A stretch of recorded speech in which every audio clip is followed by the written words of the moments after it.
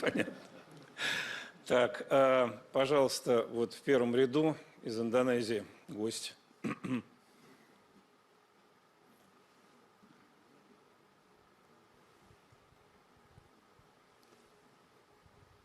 Thank you. Mr. President, I like your speech so much because I think your speech really bring the spirit of building together, building stronger, something like that, like the tagline for the G20. So we are looking forward to your visit at G20 next month.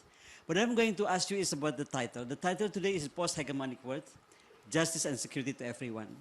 I wonder because President Sukarno, our president, in 1955, already said that all these security alliances is dangerous to the world. You are in Security Council, China in Security Council. Do you think you and China can just file this issue of, wipe out NATO, AUKUS, the Quad, of five-power defense arrangement, everything about it together? Is that possible? Number two, your fans in Indonesia is amazing. Everybody said "ura" all the time. So my second question is, can I have a picture with you later? Thank you. Да, с удовольствием. Такой красивой женщине, с удовольствием.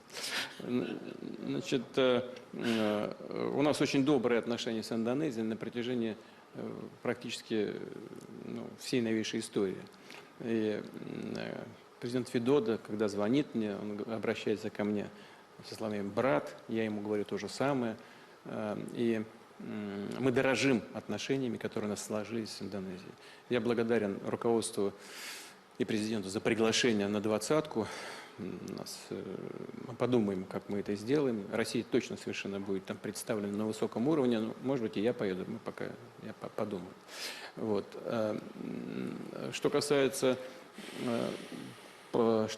создания новых блоков в Азии, то, на мой взгляд, это попытка перенести в Азию провалившуюся систему блокового мышления из Атлантического региона. И без всякого сомнения, это вредная затея. Это опять попытка дружить с кем-то против кого-то. В данном случае дружить против Китая. Мы просто не поддерживаем эту попытку реанимировать это или воссоздать теперь в Азиатско-Тихоокеанском регионе то, что происходило в Атлантике, но и считаем, что это очень вредная и опасная затея. Ну, надо сказать, что это имеет неблагоприятные последствия и для участников, или для союзников в тех же Соединенных Штатах, у которых, как мы знаем, там отбирают контракты на поставку подводных лодок, там еще что-то такое. Просто еще ничего не сделано, а негативные последствия, в том числе для союзников Штатов, наступают. И если такая практика будет продолжаться, количество этих ошибок и проблем будет только возрастать. Мы, конечно, выступали и выступаем против политики подобного рода. Так, генерал Шарма, я знаю, хотел вас спросить. Да. Pernahkah mendengar Valdai Discussion Club? Sebuah forum diskusi antar negara yang didirikan tahun 2004 yang namanya diambil dari Danau Valdai dekat wilayah Veliki, Novgorod, Rusia. Sekutu Barat menganggap Valdai Discussion Club adalah mesin propaganda Putin karena sejak awal didirikan memang menjadi salah satu penyaluran think tank bernegaranya Putin terhadap dunia. Ada benarnya pernyataan pihak sekutu tersebut, dan bagi kita yang penting apa manfaatnya, dan mungkin Indonesia sebagai penyelenggara G20, negara-negara top 20 GDP-nya yang terbesar di dunia itu berkumpul, yang mana G20 bisa membawa peran Indonesia sebagai global player. Indonesia bisa memainkan ala-ala Valdai Discussion Club. Kita semua tahu Mbak Koni Rahakundini diundang di sana mewakili Indonesia, sehingga informasi apa di dalamnya sebagian kecil sudah diinfokan ke Bosman dan sebagian besar tidak diberikan tentunya karena bagian dari etik. Yang penting kita dapat laporan pandangan mata langsung dan dapat kesimpulannya. Itu sudah cukup untuk kita meniru langkah Putin di dalam bernegara. yaitu Indonesia harus memiliki think tank dalam urusan kebijakan luar negeri dan strategi bernegara jangka panjang. Salah satu yang Mbak Koni kagum pada Putin adalah sepanjang acara Putin hadir. Dari tanggal 24 sampai 27 Oktober 2022 di Moskow tersebut tidak seperti pemimpin lain yang hanya pembukaan dan terus meninggalkan acara. Di Valdai Club, Putin hadir, mengarahkan, berdiskusi aktif dari jam 8 pagi sampai jam 11 malam. Waktunya panjang bersama 110 negara peserta. Ada banyak profesor, orang pintar, akademisi, kelas dunia mewakili negara masing-masing dan Putin melayani semua dengan tajam dan pintar. Ini yang Mbak Koni berkali-kali mengatakan, gila itu Putin, pintar banget, semangat banget, visioner dan cerdik. Mbak Koni ini fans garis keras Putin, suka sekali sama Putin walaupun dirinya tidak suka perang. Bahkan ketika Bosman yang pro perang karena ingin dua negara besar Amerika dan Tiongkok ambyar karena perang, yang juga agar Indonesia bisa menyalip di tikungan untuk menjadi negara besar, Mbak Koni ini tetap berpendapat beda. Jangan perang karena akan merusak dunia. Itunya saya setuju, tapi perang selama bukan di homelandnya Indonesia adalah juga peluang yang dapat membuat Indonesia lepas dari cengkraman dua negara besar tersebut. Intinya dia suka sama Putin. Apa yang Putin lakukan, apa yang Putin pikirkan, dan kedalaman ilmunya Putin. Pokoknya hurra, itu aja prinsip dia. Kembali ke G20.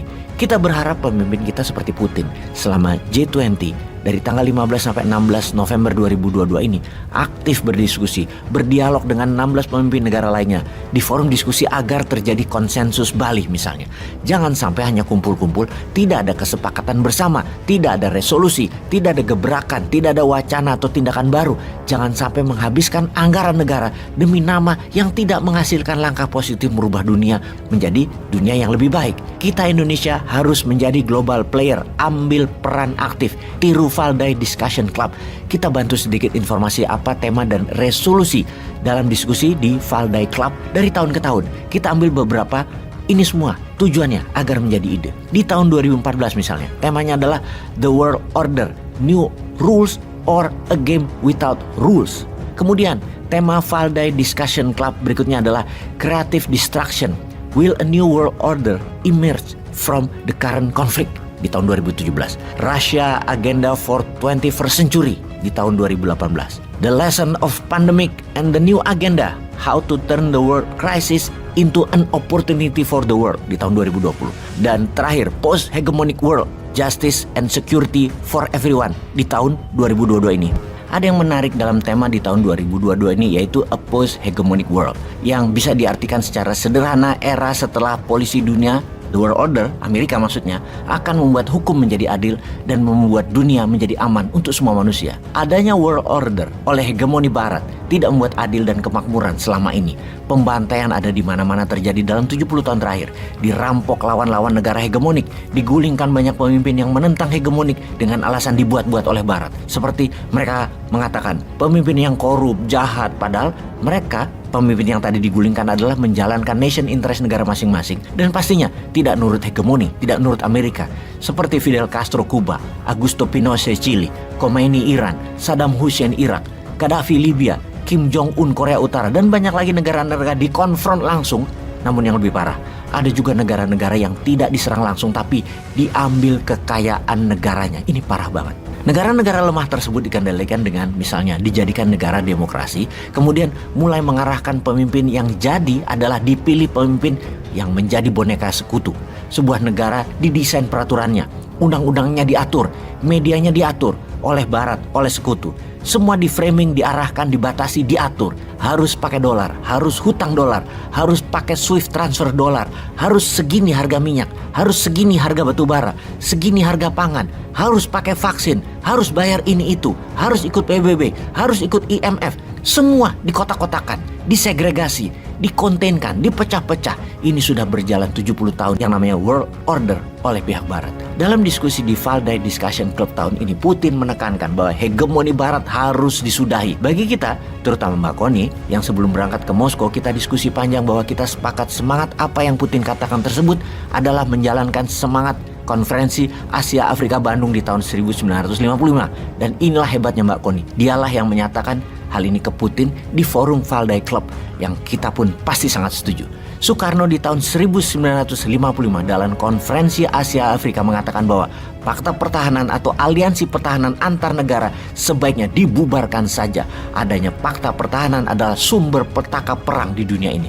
ASEAN punya SEATO, Fakta Pertahanan ASEAN, NATO, Fakta Pertahanan Atlantik Utara, dengan lawannya Fakta Warsawa. Dan ketika Fakta Pertahanan Blok Soviet bubar bersama runtuhnya USSR 1991, harusnya NATO bubar karena tidak ada lagi ancaman komunisme.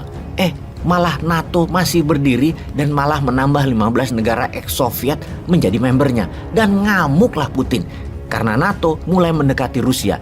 Batas terakhir NATO dengan Rusia ada di Finlandia, Belarus, dan Ukraina. Belarusia di tangan Rusia. Ukraina dengan semangatnya mau join NATO karena Zelensky memang orangnya barat. Ya dihajar Putin lah. Amerika lalu juga membuat Quad, Australia, India, Jepang, dan Amerika. Buat Asia Pasifik hingga Samudra Hindia. Dan ada beberapa lagi fakta pertahanan yang Amerika buat di beberapa wilayah. Inilah World Order versi Barat.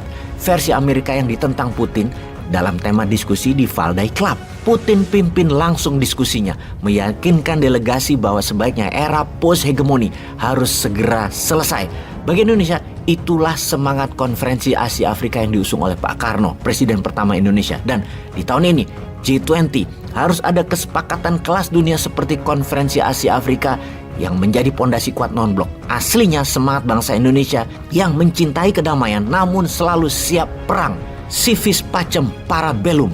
Kita berharap pemimpin kita memimpin langsung diskusi di G20 seperti Putin di Valdai Discussion Club. Aktif selama 2 hari dalam forum diskusi dan arahkan bahwa dunia harus menjadi terbaik, lebih baik dari saat ini. Misalnya, MMT boleh dipakai semua negara, jangan hanya Amerika dan Tiongkok saja yang pakai MMT. Bubarkan aliansi pertahanan seluruh dunia, recover together, efek pandemi COVID, dan paksa war Ukraina selesai dengan NATO dibubarkan dan Rusia mundur dari Ukraina. Semua negara transaksi pakai mata uang masing-masing dalam transaksi bilateral. Gunakan emas sebagai underlying mata uang semua negara termasuk dolar. Bagaimana? Bisa kan? Kayak gitu dong.